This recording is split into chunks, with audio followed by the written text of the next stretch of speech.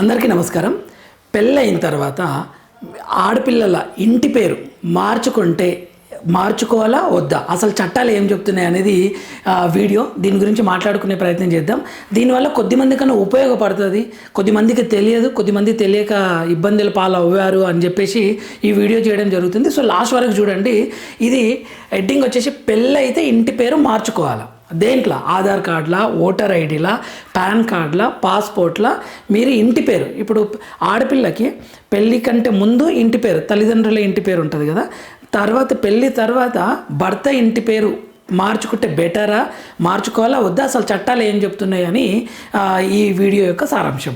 అయితే ఇక్కడ నా సజెషన్ ఏంటి అంటే, ఎవరైతే చదువుతుంటారో, పెళ్ళి తర్వాత కూడా చదువుతుంటారు, ఎడ్యుకేషన్ కంటిన్యూ చేస్తున్నారు, గవర్నమెంట్ జాబ్ కోసం ప్రిపేర్ అవుతున్నారు అనుకుందాం, వాళ్ళు మార్చొద్దు. ఎందుకు అంటే చదువుతున్నా, గవర్నమెంట్ జాబ్స్కి ప్రిపేర్ అవుతున్నా సర్టిఫికేట్స్, ఆధార్ కార్డు సేమ్ ఉండాలి.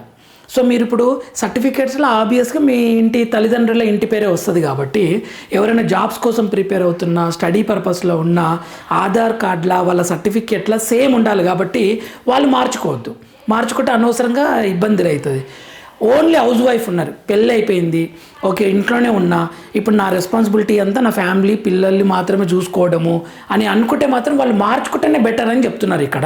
అదేంటో చూద్దాం. ఎందుకంటే ఆస్తుల విషయం లోపల చాలా బెనిఫిట్ జరుగుతుంది, లేకుంటే ఇబ్బందులు అవుతుందని ఇక్కడ సర్వేలు చెప్తున్నాయి. దాని గురించి చెప్తాను.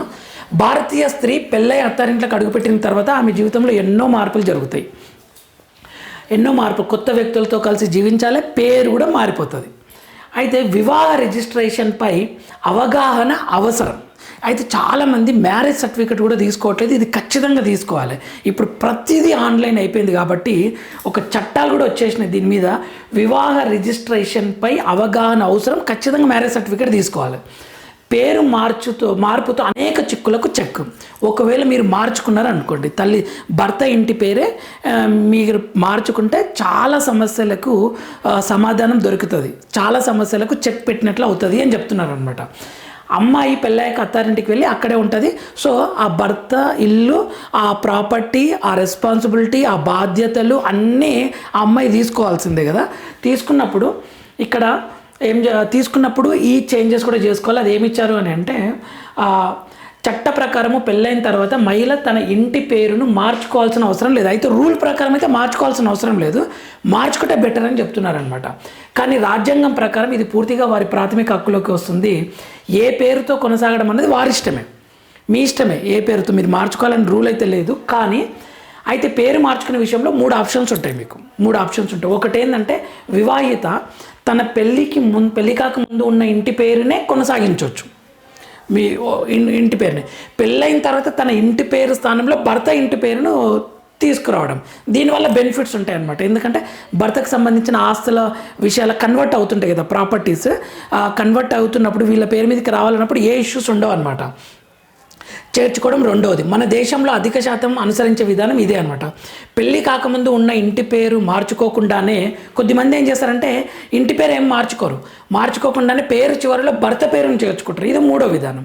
కానీ నా అనాలిసిస్ బట్టి మీరు హౌస్ వైఫ్ అయితే మీరు భర్త ఇంటి పేరుని పెట్టుకుంటేనే బెటర్. ఎందుకంటే అక్కడి నుంచి రావాల్సిన అన్నీ మీకు కరెక్ట్, ఏ ప్రాబ్లం లేకుండా వస్తుందని అర్థం అనమాట. ప్రయోజనాలు ఏమైనా ఉన్నాయా?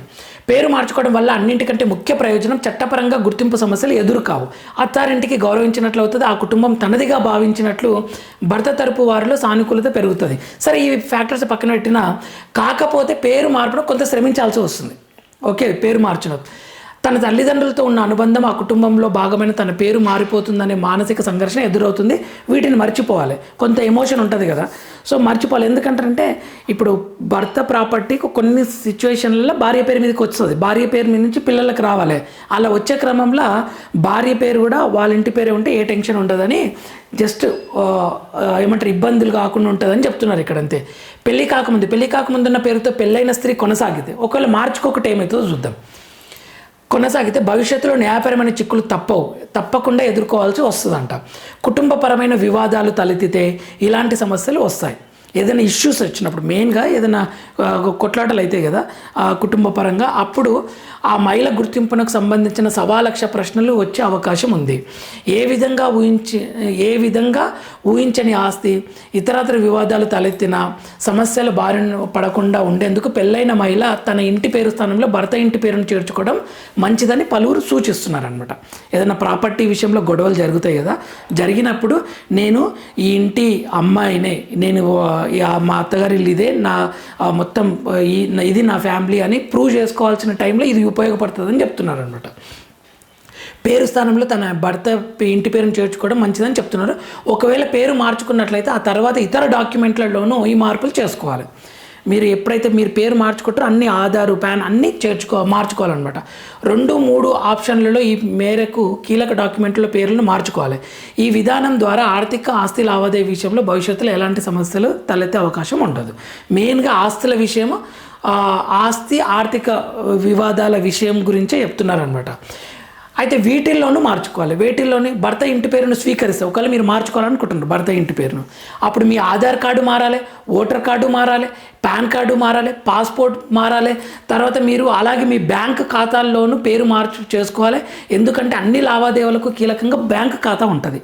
బ్యాంక్ ఖాతా కూడా మీరు మార్చుకోవాల్సి ఉంటుంది. ఇక మ్యూచువల్ ఫండ్, డీమ్యాట్ ఖాతాలలో ఎవరైనా పెట్టుబడులు పెడుతుంటారు కదా, అందులో కూడా మార్చుకోవాలని చెప్తున్నారనమాట.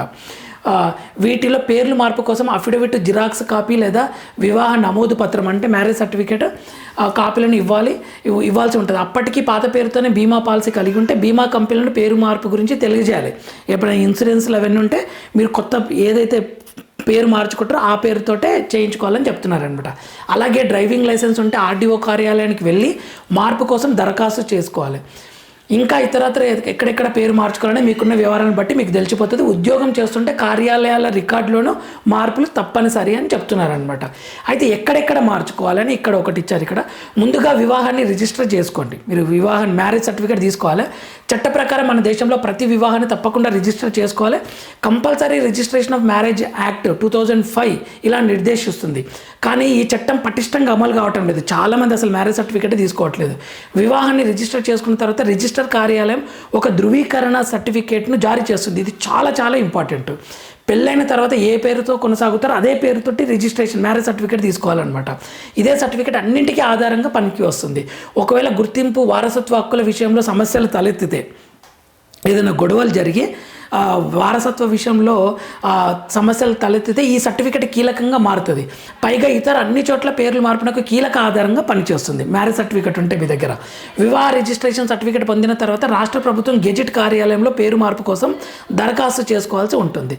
స్థానిక పత్రికలో గెజిట్ కార్యాలయం ప్రకటన ఇచ్చిన తర్వాత పేరు మారుతుంది. లేదంటే భర్తతో కలిసి సంయుక్తంగా అఫిడవిట్ తీసుకుంటే సరిపోతుంది. సో ఫైనల్గా మీరు మ్యారేజ్ సర్టిఫికేట్ తీసుకొని Aadhaar, pan, voter ID, passport, bank statement ఇవన్నీ మీ పేరు మార్చుకుంటే ఆర్థిక ఆస్తి వివాదాలు ఏమైనా గొడవలు జరిగి అత్తగారింటోళ్ళు మిమ్మల్ని ఇబ్బంది పెట్టినప్పుడు మిమ్మల్ని మీరు ప్రూవ్ చేసుకోవడానికి ఈ సర్టిఫికేట్ ఉపయోగపడుతుందని చెప్తున్నారు. ఫైనల్గా ఇదండి వీడియో యొక్క సారాంశం. ఇటువంటి యూస్ఫుల్ ఇన్ఫర్మేటివ్ వీడియోస్ కోసం మన ఛానల్ని ఫాలో అవుతుండండి. లైక్ చేయండి, షేర్ చేయండి, సబ్స్క్రైబ్ చేసుకోండి. మీరు ఇచ్చే లైక్ చాలా హెల్ప్ అవుతుంది ఈ వీడియోకి. నెక్స్ట్ వీడియోలో మనం మళ్ళీ కలుద్దాం. అంతవరకు ఓం నమః శివాయ, ఓం నమో భగవతే వాసుదేవాయ.